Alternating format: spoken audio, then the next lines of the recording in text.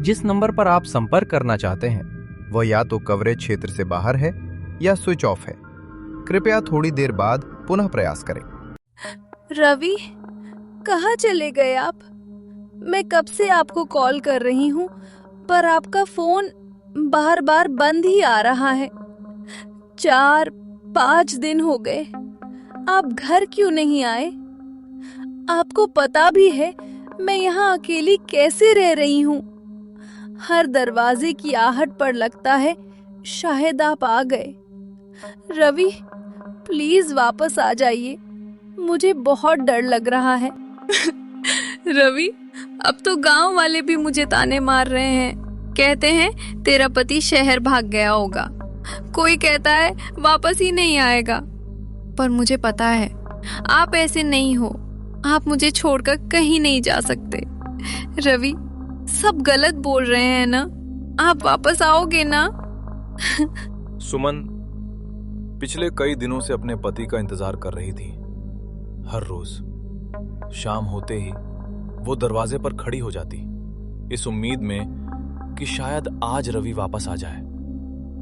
कई बार घंटों तक वो वहीं खड़ी रहती, पर दरवाजा कभी नहीं खटका और फिर चुपचाप वो रसोई में चली जाती। आंखों में आंसू होते हुए भी वो रोज खाना बनाती, जैसे रवि अभी दरवाजा खोलेगा और मुस्कुराते हुए कहेगा, मैं आ गया। रवि, देखो, मैं आज भी खाना बना रही हूँ आपके बिना। ये घर कितना खाली लगता है, हर चीज वैसी ही है, बस आप नहीं हो। मैं आज भी 2 लोगों का खाना बनाती हूँ, जैसे आप आकर कहोगे, सुमन बहुत भूख लगी है, पर आप आते ही नहीं। रवि, आप ठीक तो हो ना? मुझे बहुत डर लग रहा है, कहीं आपके साथ कुछ। ऐसे ही रोज खाना बनाकर सुमन हर रात गांव की गलियों में अपने पति को ढूंढने निकल जाती है, दिल में बस एक ही उम्मीद लेकर कि शायद आज उसे अपने रवि की कोई खबर मिल जाए। पूजा, तुमने कहीं रवि को देखा है क्या? वो 4-5 दिनों से घर नहीं आया। तुम्हें कोई अंदाजा है वो कहाँ हो सकता है? मैंने पूरे गांव में ढूंढ लिया पर कहीं नहीं मिला। किसी ने कुछ बताया क्या? या तुमने उसे कहीं जाते हुए देखा? पूजा, मुझे बहुत डर लग रहा है, पता नहीं वो ठीक भी है या नहीं।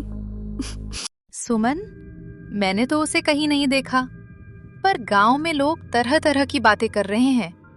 कोई कहता है वो शहर चला गया होगा काम के लिए, और कोई कह रहा था कि शायद वो वापस ही नहीं आएगा।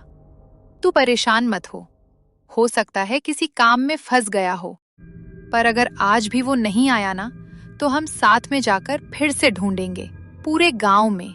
नहीं पूजा, वो आएंगे, वो ऐसा नहीं कर सकते, वो मुझे छोड़कर कहीं नहीं जा सकते। जरूर किसी काम में फंस गए होंगे, तुम देखना वो वापस जरूर आएंगे, मुझे पूरा यकीन है। ठीक है सुमन, तू चिंता मत कर, वो जरूर आएगा, बस थोड़ा सब्र रख। और अगर आज भी वो नहीं आया ना, तो हम तेरे साथ हैं, हम मिलकर उसे ढूंढेंगे। पूजा की बात सुनकर सुमन भारी मन और भरी आंखों के साथ धीरे धीरे वहां से अपने घर की ओर चल पड़ती है। उसके कदम तो आगे बढ़ रहे थे, लेकिन उसका मन अब भी रवि को ही ढूंढ रहा था। रवि, आप ऐसा कैसे कर सकते हो? मैं कब से आपको कॉल कर रही हूँ, पर आपका फोन तो बस बंद ही आ रहा है। रवि, कहाँ हो आप? इतने दिन हो गए, एक बार भी मेरी याद नहीं आई आपको। मैं हर दिन आपका इंतजार करती हूँ, हर आवाज पर लगता है आप आ गए। मैंने आज भी आपके लिए खाना बनाया, जैसे आप अभी आकर बैठ जाओगे। आपको पता है, मैं अब किसी से बात भी नहीं करती, बस आपका ही इंतजार करती रहती हूँ। रवि, अगर मुझसे कोई गलती हुई है ना, तो प्लीज वापस आकर डांट लो मुझे, पर ऐसे बिना बताए मत जाओ, मैं सच में टूट रही हूँ। प्लीज रवि, एक बार वापस आ जाओ। रोते रोते कब सुमन जमीन पर ही सो जाती है उसे पता ही नहीं चलता, पर सोते हुए भी उसके हाथ में फोन कसकर पकड़ा हुआ था। रात गहरी हो चुकी थी। चारों तरफ सन्नाटा छा गया था।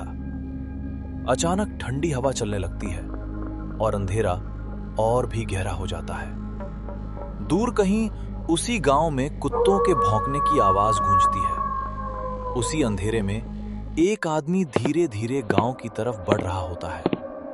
उसके कदम धीमे थे, लेकिन बहुत ही मजबूत और ठहराव भरे।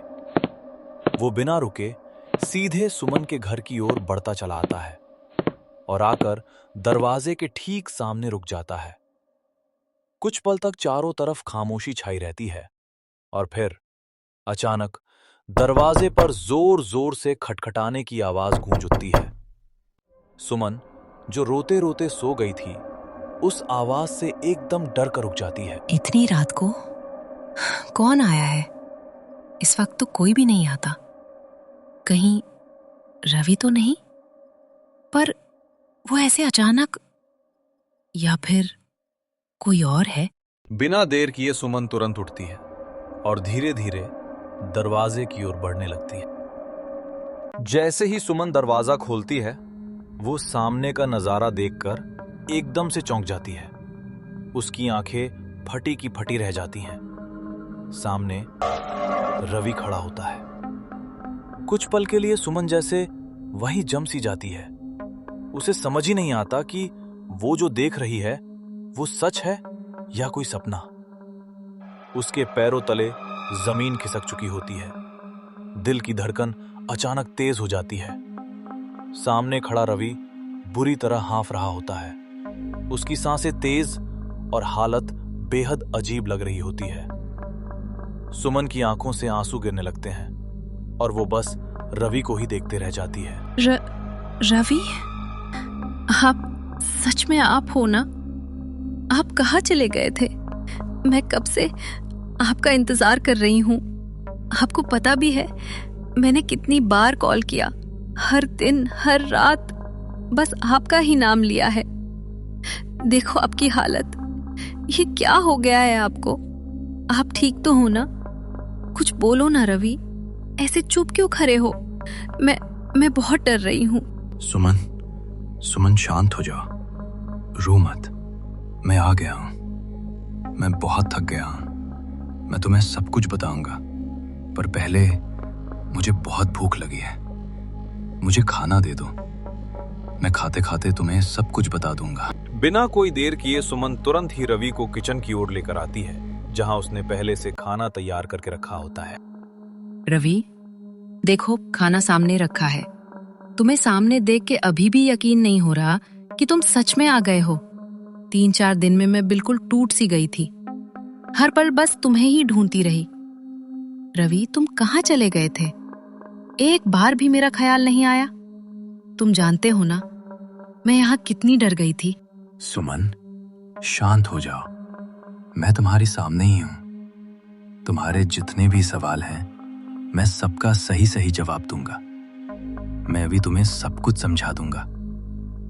सुमन, सॉरी, मैं तुम्हें ऐसे ही इन गांव वालों के बीच 3-4 दिन के लिए छोड़कर चला गया था, पर मैं मजबूर था। मैं फंस चुका था सुमन। क्या तुम किसी मुश्किल में पड़ गए थे? कहाँ पड़ गए थे रवि? आखिर हुआ क्या था तुम्हें? तुम तो आखिरी बार दूसरे गांव में सेठ गोपाल दास के यहाँ काम करने गए थे। क्या वहीं पर तुम्हारे साथ कुछ हुआ? हाँ, सेठ गोपाल दास के यहाँ ही काम कर रहा था मैं। आज से 4 रात पहले वहीं से सब कुछ शुरू हुआ सुमन। मैं उस रात सेठ गोपाल दास के यहाँ खेतों में काम कर रहा था। बहुत सारा काम था उस दिन। सब लोग अपना काम खत्म करके जा चुके थे, पर मैं आखिरी हिस्सा पूरा कर रहा था। जमीन की खुदाई, बस वही बाकी रह गई थी। कुछ देर खुदाई करने के बाद मैं अपने सामान के पास गया समय देखने के लिए। जब मैं वहां पहुंचा, मैंने फोन निकाला तो देखा काफी देर हो चुकी थी, पर तभी उसकी बैटरी बिल्कुल खत्म हो गई और कुछ ही पलों में मेरा फोन बंद हो गया। अरे यार, बहुत ज्यादा ही देर हो गई। फोन की बैटरी भी खत्म हो गई। घर पर सुमन राह देख रही होगी। मुझे जल्दी निकलना होगा। मैं अभी सेठ गोपाल दास के पास जाता हूं, उन्हें बता देता हूं कि बाकी का काम मैं कल कर लूंगा। अब मुझे घर जाना होगा। मैं तुरंत वहां से निकलकर सेठ गोपाल दास के घर की ओर पहुंच जाता हूं, जहां सेठ गोपाल दास बाहर ही खटिया डालकर सो रहे होते हैं। सेठ जी, मैं अब घर जा रहा हूं। खेतों का सारा काम हो गया है, बस थोड़ा सा बाकी है, वो मैं कल आकर खत्म कर दूंगा। आप बिल्कुल चिंता मत कीजिए। अरे रवि, तू अभी तक घर नहीं गया? मुझे तो लगा तू काम खत्म करके कब का निकल गया होगा। देख कितनी ज्यादा रात हो गई है, तुझे समय का ध्यान नहीं रहा क्या रवि? साहिब जी, काम करते करते मुझे समय का ख्याल ही नहीं रहा। पर आप चिंता मत कीजिए, एक आखिरी बस अभी भी बाकी होगी। मैं उसमें बैठकर जल्दी से अपने गांव पहुंच जाऊंगा। ठीक है रवि, अगर आखिरी बस मिल जाए तो निकल जा, पर ध्यान से जाना। इतनी रात को रास्ते अच्छे नहीं होते। और हाँ, बस स्टॉप के पास ज्यादा देर मत रुकना, सीधे बस में बैठकर निकल जाना, समझा? जी साहिब जी, आप चिंता मत कीजिए। मैं सीधे बस स्टॉप जाकर बस में बैठ जाऊंगा, जल्दी ही घर पहुंच जाऊंगा।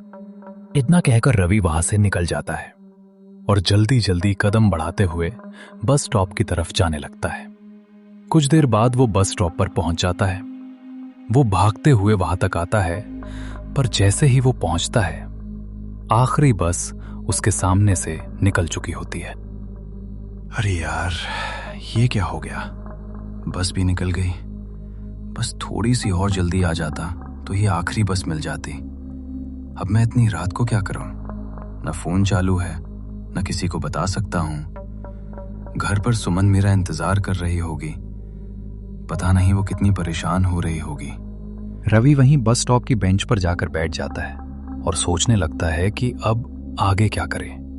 वो इधर उधर नजर घुमाकर देखने लगता है, पर चारों तरफ अजीब सा सन्नाटा छाया हुआ होता है। अब मैं क्या ही कर सकता हूं? अब कुछ ही देर में सुबह हो जाएगी। क्यों ना मैं यहीं पहली बस का इंतजार कर लूं? सुबह होते ही पहली बस मिलेगी तो तुरंत निकल जाऊंगा। बस कुछ घंटों की ही तो बात है। रात और भी गहरी होती जा रही थी। चारों तरफ सन्नाटा छाया हुआ था। दूर कहीं कुत्तों के भौंकने की आवाज गूंज रही थी। तभी कुछ देर बाद एक आदमी वहां से गुजरता हुआ दिखाई देता है। उस आदमी की नजर अचानक रवि पर पड़ती है, जो अकेले बेंच पर बैठा हुआ होता है। वो बिना एक पल गवाए तुरंत ही उसके पास चला जाता है। अरे बेटा, इतनी रात को यहाँ अकेले क्या कर रहे हो? कहीं तुम्हारी बस तो नहीं छूट गई? हाँ चाचा जी, सही कहा आपने। काम खत्म करके मैं गांव वापस घर ही जा रहा था, पर जैसे ही मैं यहाँ पहुंचा तब तक गांव की आखिरी बस निकल चुकी थी। इसलिए अब यहीं बैठा हूं। कुछ घंटों में सुबह हो जाएगी, फिर पहली बस पकड़कर घर चला जाऊंगा। अच्छा, तो किस गांव में रहते हो बेटा? यहीं आसपास का ही गांव है क्या? नहीं चाचा जी, मेरा गांव तो रामपुरा है। यहाँ से लगभग 40 किलोमीटर दूर पड़ता है। अरे रामपुरा तो काफी दूर है बेटा। इतनी रात को वहां तक जाना आसान नहीं है। पर कोई बात नहीं, मैं थोड़ी देर तुम्हारे साथ यहीं बैठ जाता हूँ। तुम भी काफी थके हुए लग रहे हो। पानी वानी पियोगे बेटा? हाँ चाचा जी, गला तो काफी सूख रहा है। अगर आपके पास थोड़ा सा पानी हो तो दे दीजिए। रवि बोतल लेकर पानी पीने लगता है। वो जल्दी जल्दी पानी गले से नीचे उतारता है। उधर चाचा जी बस चुपचाप उसे देखते रहते हैं। उनकी नजर एक पल के लिए भी रवि से हटती नहीं। चारों तरफ गहरा सन्नाटा छाया हुआ होता है। चाचा जी, क्या आपके पास मोबाइल फोन है? मुझे घर पर मेरी पत्नी सुमन को फोन करना है। वो मेरी बहुत चिंता कर रही होगी, क्योंकि मैं इतना देर कभी नहीं करता। काफी रात हो चुकी है, वो परेशान हो रही होगी। बस एक बार उसे फोन कर दो।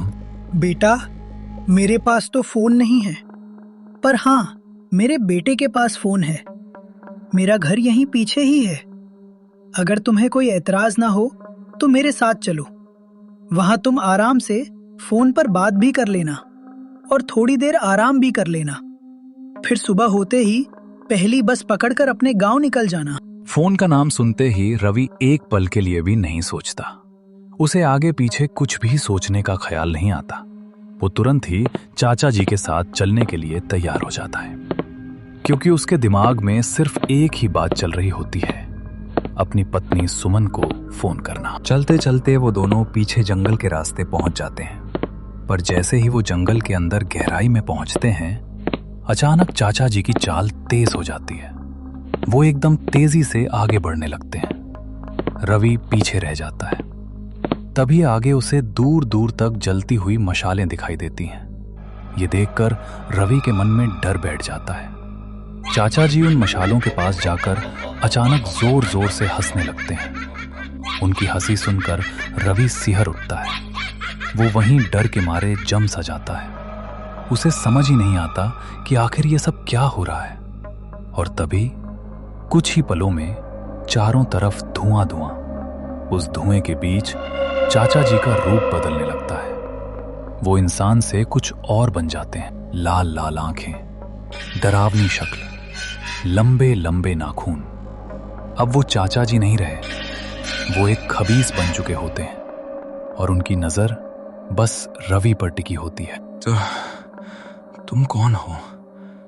अभी तक तो तुम एक सीधे साधे इंसान थे, मुझे पानी पिला रहे थे, मेरी मदद करने की बात कर रहे थे, कह रहे थे तुम्हारा घर यहीं पास में है, मुझे फोन दोगे। तो फिर ये क्या है? तुम ऐसे इतने डरावने खबीस में कैसे बदल गए? ये सब क्या हो रहा है? तुम हो कौन? तू मेरा शिकार है, मूर्ख। जैसे ही तूने मेरा दिया हुआ पानी पिया, उसी पल से तू मेरा हो चुका था। मैं तुझे यहां तक खुद लेकर आया हूं और अब मैं तुझे इतनी आसानी से छोड़ने वाला नहीं हूं। अगले ही पल वो खबीस रवि की ओर झपट पड़ता है। रवि कुछ समझ पाता उससे पहले ही सब खत्म हो जाता है। कुछ ही पलों में रवि की सांसें थम जाती हैं और उसकी आत्मा उसी खबीस के कब्जे में चली जाती है। रवि मर चुका होता है, लेकिन उस खबीस के चेहरे पर एक अजीब सी शांति छा जाती है। दूसरी ओर सुमन ये सब सुनकर अंदर तक कांप उठती है। वो बस सामने खड़े रवि को देखती रह जाती है।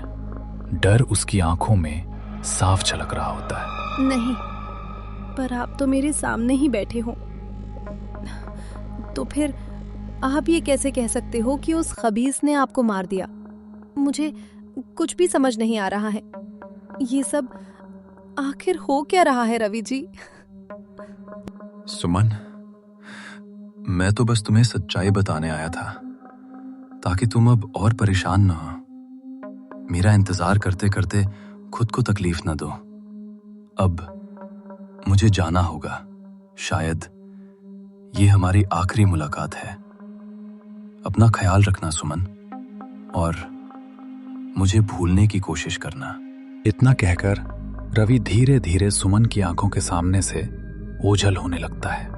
उसका चेहरा धुंधला पड़ने लगता है और कुछ ही पलों में वो पूरी तरह गायब हो जाता है। सुमन बस उसे जाते हुए देखती रह जाती है, डर और हैरानी से जमी हुई। और तभी अचानक उसकी आंख खुल जाती है। वो हड़बड़ाकर रुकती है। उसकी सांसें तेज चल रही होती हैं। वो इधर उधर देखती है और समझने की कोशिश करती है, क्या ये सब एक सपना था? सुबह हो चुकी होती है। बिना समय गवाए सुमन तुरंत ही घर से बाहर निकल जाती है, रोते रोते। वो बिना रुके सीधे गांव वालों के पास पहुंच जाती है। उन्हें सारी बात सच सच बता देती है। गांव वाले पहले तो हैरान होते हैं, लेकिन उसकी हालत देखकर वो तुरंत उसके साथ उस जगह के लिए निकल पड़ते हैं जिसका जिक्र उसने अपने सपने में किया था। और जैसे ही वो वहां पहुंचते हैं, उनके पैरों तले जमीन खिसक जाती है, क्योंकि वहां उसी जगह पर रवि मरा पड़ा होता है, ठीक वहीं जहां उसने सुमन को अपने सपने में सब कुछ बताया था। तो दोस्तों, अगर आप इस कहानी को यहाँ तक देख रहे हो तो प्लीज़ इस वीडियो को लाइक करो, शेयर करो और चैनल को सब्सक्राइब करना मत भूलना। मिलते हैं अगले वीडियो में।